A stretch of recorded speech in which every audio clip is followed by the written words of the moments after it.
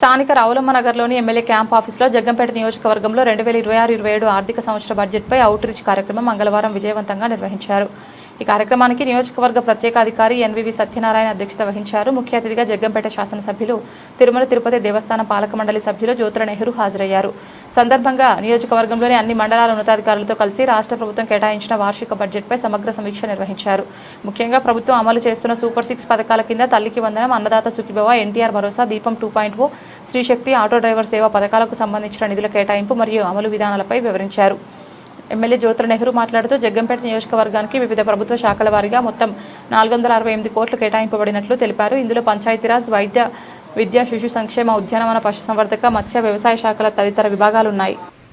ఒక స్లూస్ ఉందండి, అది మన ఆయకట్టుకు నీరు ఇవ్వడానికి. కానీ ఇవాళ మనం 1800 నుంచి 2000 వదిలితేనే కానీ ఈ ఆయకట్టుకు ఎక్కడా కూడా నీరు ఇవ్వలేకపోతున్నాం. మెయిన్ కెనాల్ కింద పోయింది, పంటకాలు నది పైన ఉన్నాయి. ఇది గగ్గోలు పెడతానే ఉన్నాం మేము. ఇవాళ అదే విషయాన్ని మేము చెప్తారేమో రేపు సీఎం దగ్గర. ఈరోజు ఈ బడ్జెట్ మీద కేటాయింపులు అవగాహన సదస్సే కాకుండా మనకి బహుశా 11వ తారీఖున గౌరవ ముఖ్యమంత్రి చంద్రబాబు నాయుడు గారితో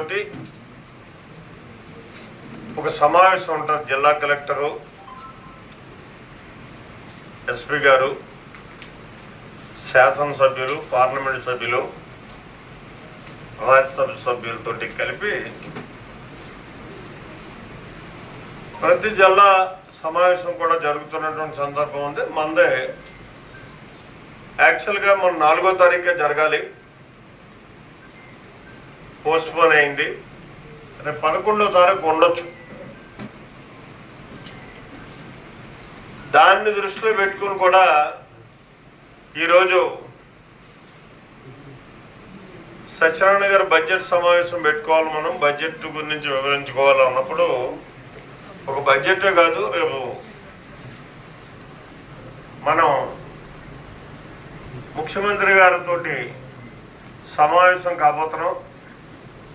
మన నియోజకవర్గానికి కావలసినటువంటి అంశాలు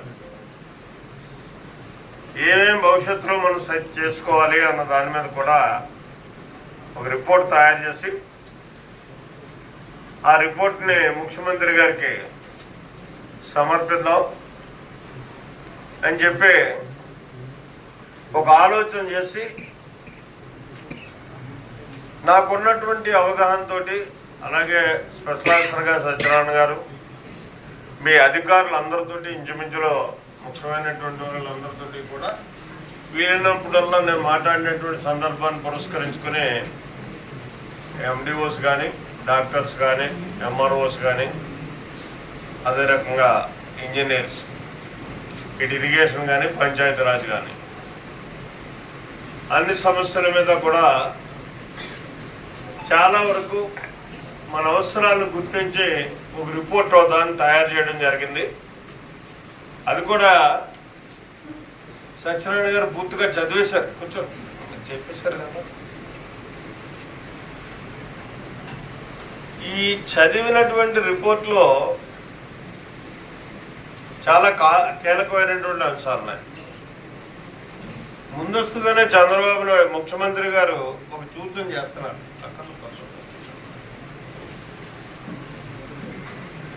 ప్రతి నియోజకవర్గానికి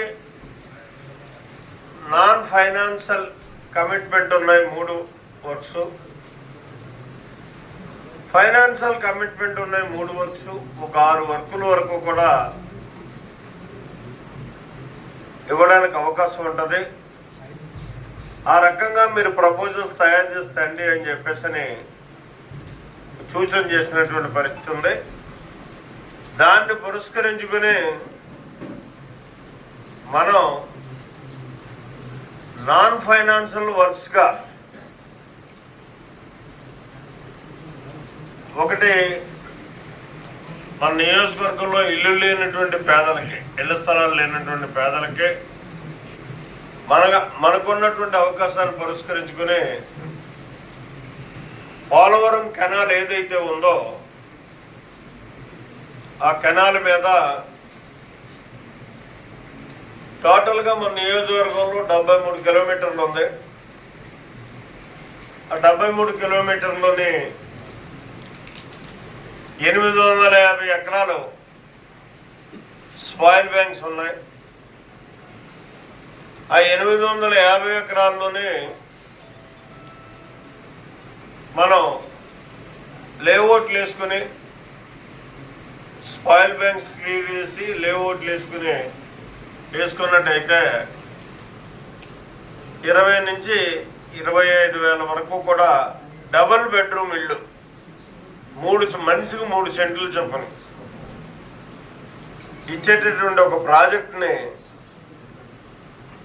మనం తయారు చేసుకోవడం జరిగింది. దాన్ని ఆలోచన అయితే నేను చేయగలను తప్పించి ఆచరణలోకి తెచ్చేటటువంటి బాధ్యత ప్రధానంగా ఇక్కడ పోలవరం ఇరిగేషన్ డిపార్ట్మెంట్ మీద ఉంటుంది. వాళ్ళు పాజిటివ్గా ఆలోచన చేయాలి.